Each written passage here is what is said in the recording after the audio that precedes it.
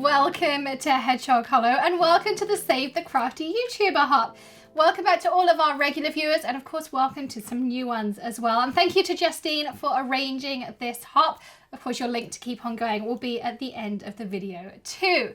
So today I'm going to be sharing with you some of my top tips for alcohol inks.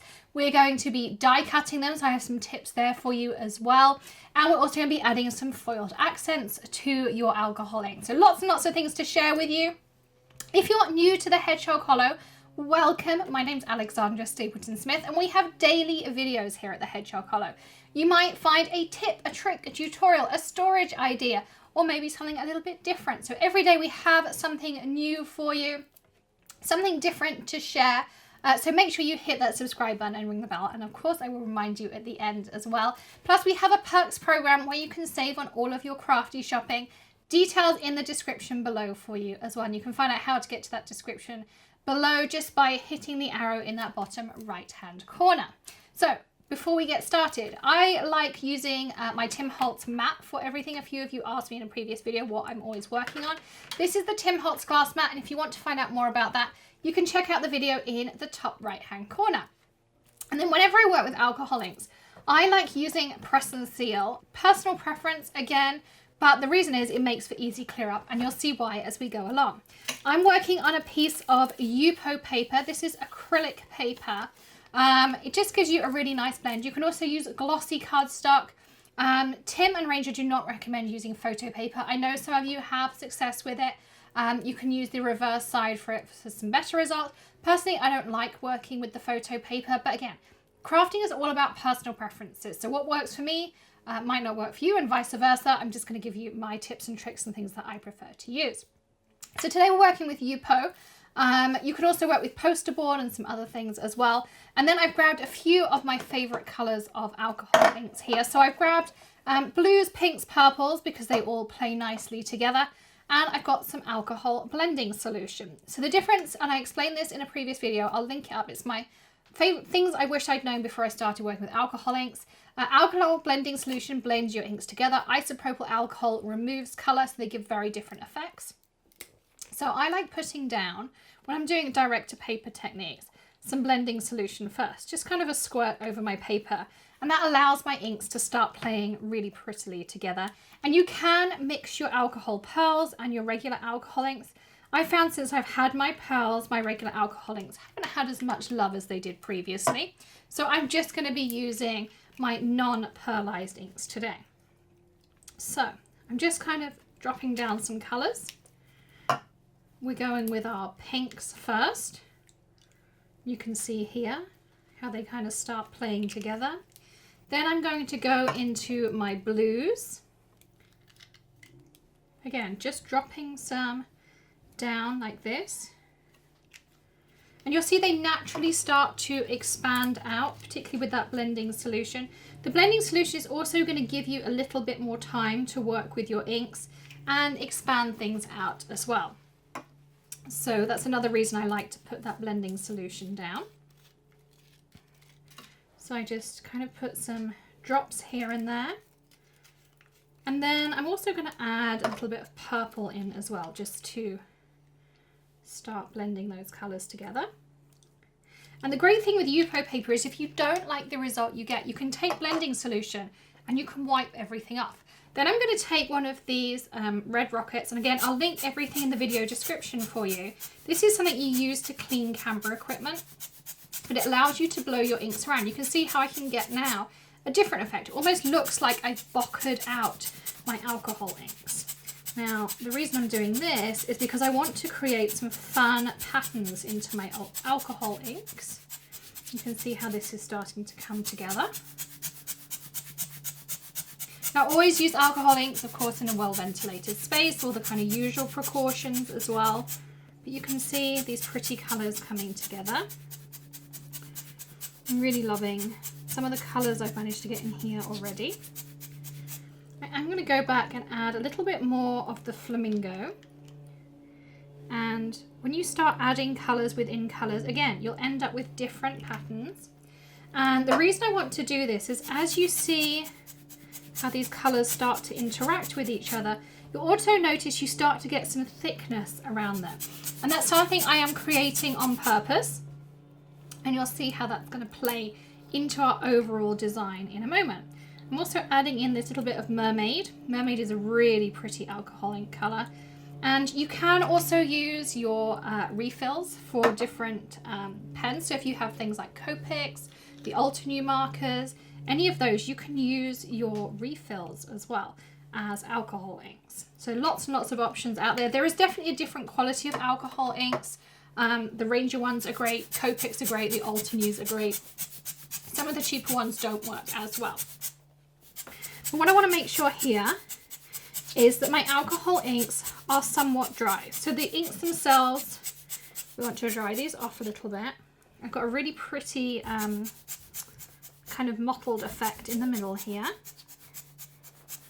So I'm just drying this off. I'm just going to grab my heat tool just for a little bit here.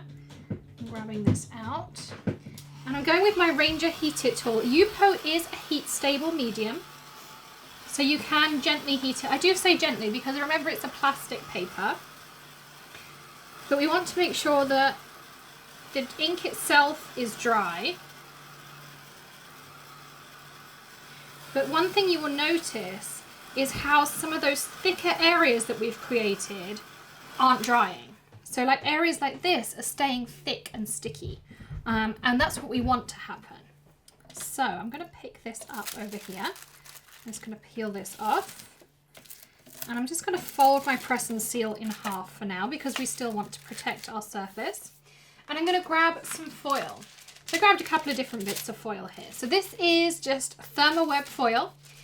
This is a mink foil. So what you want is the foil that works in a laminator. You don't want the foil that works in your Spellbinders Glimmer or your Gemini foil press or any of those. You want the kind of foil that's heat activated through a laminator or a toner. And what we're going to do is we're going to put it on top of our alcohol inked areas. And this is a great way to use up your scraps too. And we're going to just press it down. Now, if you run this now through a laminator, you'll get an even more dramatic effect. The other thing I found is just taking my heat tool and putting it over the top is a nice alternative to grabbing my laminator out and heating up my laminator.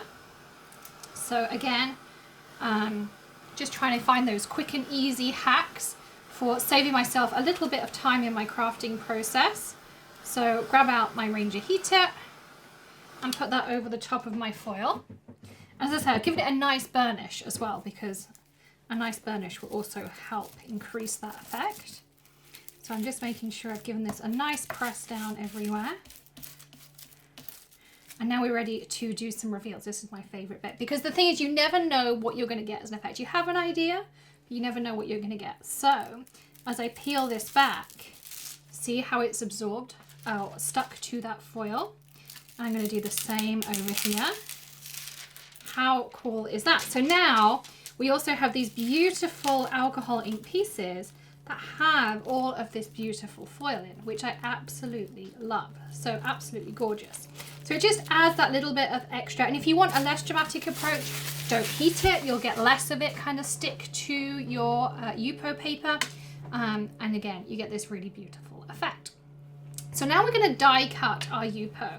And die cutting Yupo, some people say is hit or miss. I've never had an issue with it. I like using my Gemini machine, and I'm going to share my top tips with you. The other thing is die cutting alcohol inks. And some people have, I used to have issues that my alcohol inks would get on my dies. So I found a workaround. And it's really, really easy. Just take a piece of regular print paper. This is a scrap from an old email. Put it on top, and then put your die on top. That's all I do. And then I grab my sandwich from my Gemini and take this. Make sure, of course, everything's layered up appropriately. And then now I'm going to pop this through my Gemini Junior, which I have sitting here. I just want to make sure. I'm just going to add a little bit of tape to make sure that nothing moves on me. But this is going to die cut really easily too. So I'm just going to tape that down so it doesn't move. And some of you asked why I have tape on here. It's just when I teach classes or go to events, I tape my sandwich together so it makes it really easy for people to know where they should put their die in. I also, when I die cut Yupo, I make sure I include that metal shim in there too, because I think that's really important. Just that little extra bit of pressure will make sure it die cuts your Yupo really, really well. So let's make sure everything's gone through all our layers, and it has nicely. Just make sure we don't need to do it again. I don't think so. Okay, so you can see that popped out really nicely. I'm going to pop our scraps to the side. And then what I like to do is just give it a little bit of a ripple like this. And you see how easily all of those little hearts start to pop out on me. You can also use something like the Sizzix brush if you need to. Sometimes that helps a little bit too. Sometimes I just grab my craft pick and I pick away. If I have something really, really detailed, I might run it through twice. But in general, it's fairly easy to do. And with Yupo in particular, just giving it a really nice ripple like this, you can see here. This, you can see how easy these are now starting to pop out. So I'm going to weed this, which is the, I guess it's more the vinyl cutting term, but it really does apply to these. You could also use all of your negatives as well to do 2 cards if you wanted to, but we're just going to do 1 today, make it really, really easy on ourselves. But it's going to look really pretty. You'll notice that that white piece of paper as it stands is stuck to the top. And I'm going to show you why that was so important and how it has saved your die or saved you a lot of cleaning, depending on how you look at it. We're nearly there with grabbing all our pieces out. So I hope you're all enjoying the Crafty, Save the Crafty YouTuber hop. I mean, Justine had a great idea to start this a couple of years ago. We've been doing it every single year. I'd love to know who you've already visited and what videos you've been watching. So be sure to leave us a comment below as to what you've been watching and what you've been loving on the hop as well. I'd love to know who you've discovered as well. I'll be hopping along with you too as part of the hop. So just picking out these last ones here. This is my absolute favorite craft tool. So if you're new to paper crafting, this is the Tim Holtz craft pick.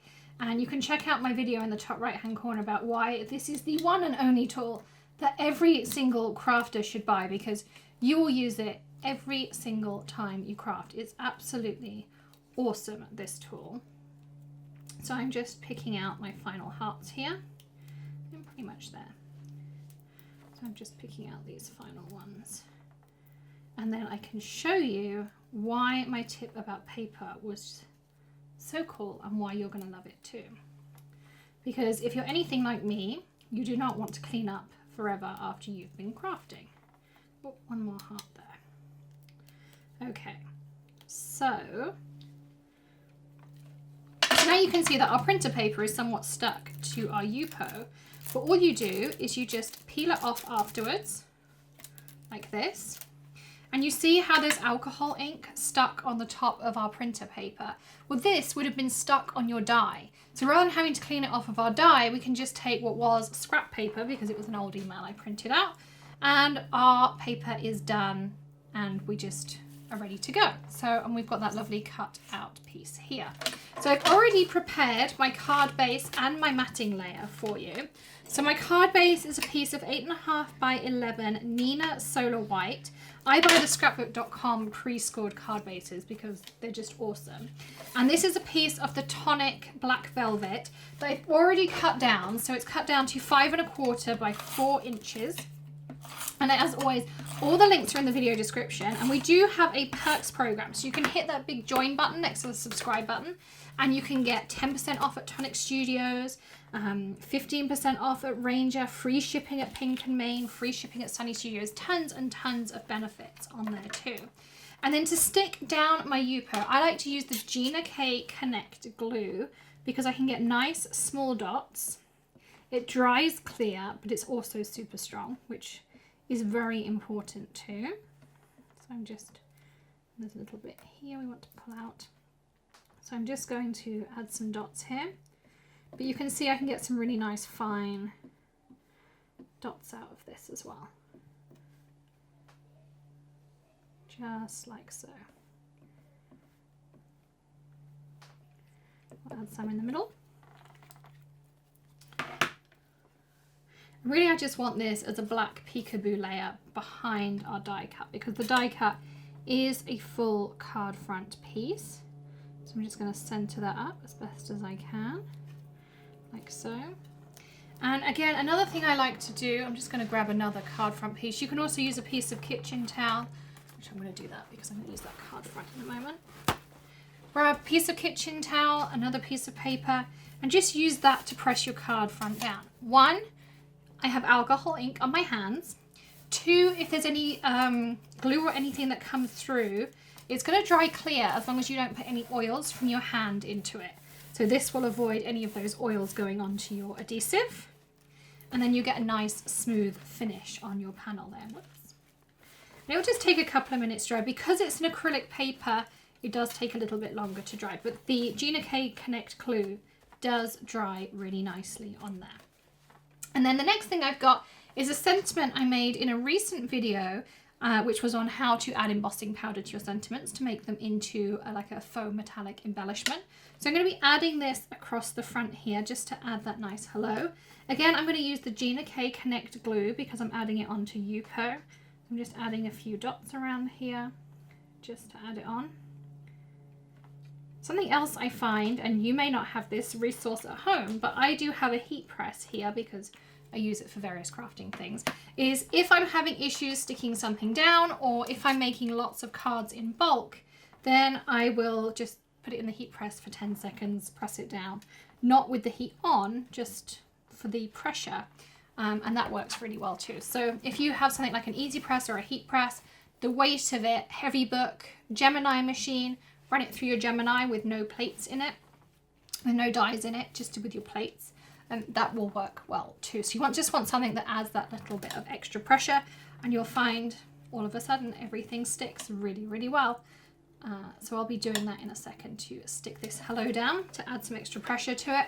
But you can see there how cute is that card. So really, really easy. Adding those foil accents, as I say, it just needs a little bit helping hand of a little bit of pressure. Also a brayer works really, really well too. Just run it over for a few seconds and it adds some extra pressure for you. But particularly with the acrylic papers, you need a really strong glue, and the Gina K Connect glue works really, really well. So all your links, as always, are in that video description. Don't forget to hit that subscribe button and ring the bell. And of course, we would love if you joined us as a Perks member too. There are so many reasons to join, including all of those savings, a birthday card from the Prickle, and you get exclusive early access to our content as well. Plus so many more benefits. You can find out more in that top right-hand corner too, or in the links below. I will see you again tomorrow with another tip, trick, tutorial, or maybe something else. Who knows? Thank you for joining us on the hop. Don't forget to check out whoever is next in the hop description below as well. And I'll see you again very soon. Happy crafting, everyone. Bye.